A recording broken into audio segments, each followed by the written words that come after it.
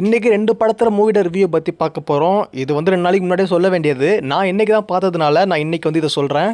First பார்க்க போகிற படம் வந்து மார்கன். இந்த மார்கன் படம் பார்க்குறதுக்கு முன்னாடி மைண்டில் வந்தது என்னன்னா வந்து விஜய் ஆண்டி சொன்னது, நான் எடுத்ததுலேயே இது ஒரு ஒன் ஆஃப் த பெஸ்ட் மூவியாக இருக்கும் அப்படின்னு சொன்னார். அதுக்காகவே வந்து மார்கன் படத்தை பார்க்கலான்னு உள்ளே போனேன். இந்த படத்தோட ஒன்லைன், ஒரு பொண்ணு உடம்பு ஃபுல்லாக கருப்பாகி செத்த நிலையில் குப்பை தொட்டியில் கிடக்கா.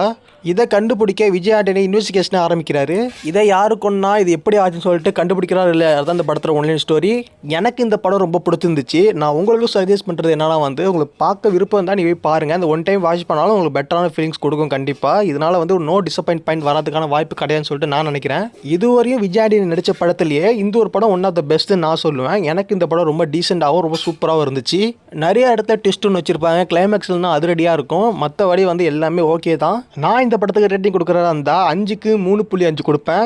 நீங்கள் இந்த படத்தை பார்த்துட்டிங்கன்னா அந்த படம் எப்படின்னு சொல்லிட்டு மறக்காம கீழே கமெண்ட்டில் சொல்லுங்கள். நம்ம ரெண்டாவதாக பார்க்க போகிற movie love marriage. Vikram Prabhu ஆக்டிங்கில் டானாகரனுக்கு அடுத்தது இந்த ஒரு படம் நல்ல ஒரு ஹிட் கொடுக்கும்னு சொல்லிட்டு நான் நினைக்கிறேன். இந்த படத்தோட ஒன்லைன், நம்ம விக்ரம் பிரபுக்கு வந்து 33 வயசுக்கு மேலே ஆயிடுச்சு. அதனால கல்யாணம் பண்ணுறதுக்காக வந்து ஒரு வீட்டுக்கு பொண்ணு பார்க்க போகிறாங்க.